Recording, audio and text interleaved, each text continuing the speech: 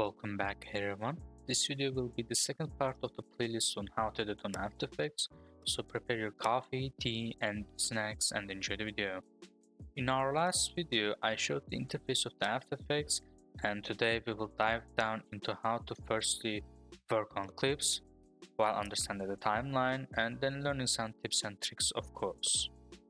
Before we start the video, if you enjoyed the video, please make sure to like the video and subscribe to the channel. It will really motivate me into creating more content like this and more. To start with, if you want to add the project into your timeline, you simply have to click to the project and drag it down into our timeline, and you can simply just work on the project itself on the timeline as you can see. And as we move forward, you can see that the scene changes in the preview, and this is because that you can access the clip to the specific time of the clip using the timeline itself, or you can just simply click 2 times the clip and then you can access to the full clip itself, because on our timeline we don't get to see the full clip, but as you have watched to the previous video, as I assume, you can actually access to the video itself by just you can actually access to the timelines duration by just simply going to the composition settings and changing it by the, let's say you want to add to 60 seconds, and then this will become 60 seconds itself. As you can see, we can make it like this. Okay, well, coming to the timeline, we can actually work on our timeline, work on our clip in our timeline. We can cut the clip itself, but there's a shortcut for it, and it is Ctrl Shift and D. So let's say you want to cut the clip on here, you just simply press the Ctrl Shift and D. As you can see, we have cut the clip, and after cutting the clip we can just simply work on it separately on the separate clips, or we can use both clips by simply clicking to Shift and holding it down, and then clicking to this part of the clip while clicking the left side of the button on the mouse. So as you can see, we can also work in the both clip or alone with the one clip.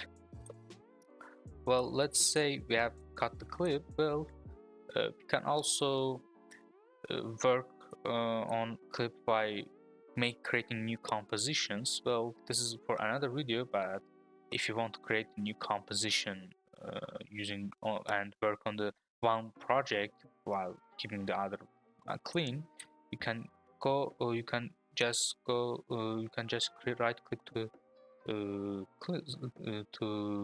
clip itself and then pre-compose it. By pre-composing, you can click to this area and then just simply hitting the OK, and you have created a new line, a new composition. And when you double click to the composition, you can just access to the composition.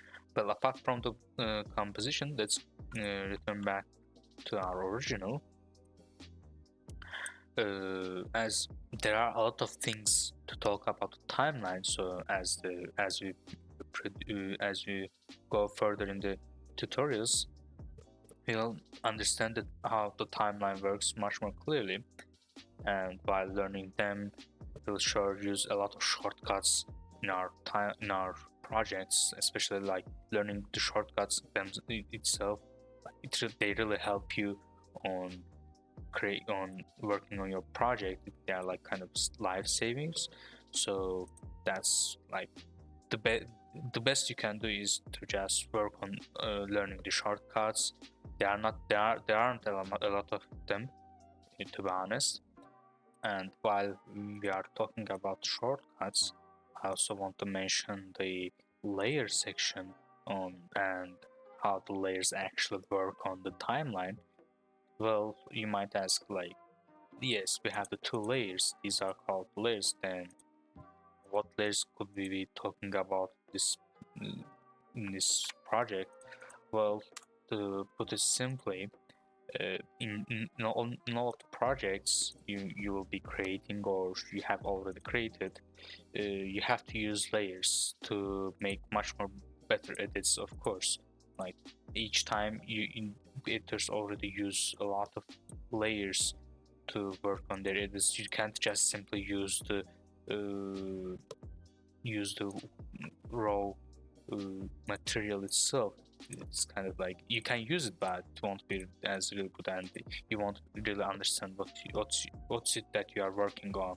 You can't just simply copy paste. Let's say you want to paste some effects or let's say some things that you have already added to your new layer, and then it will just kind of be hard for you and unpractical for you. So, and that's why we are using the layers for that.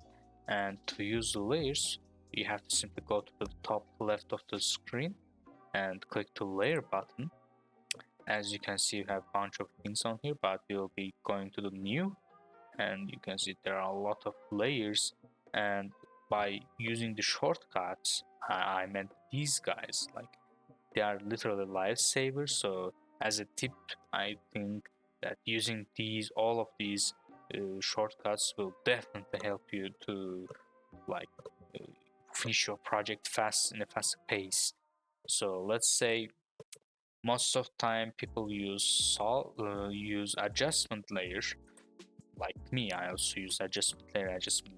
Adjustment layer is basically people use these layers to add their effects. So you can just, as you can see, I cut the layer in the adjustment layer, and to cut them, as I have told before, you can use CTRL SHIFT and D.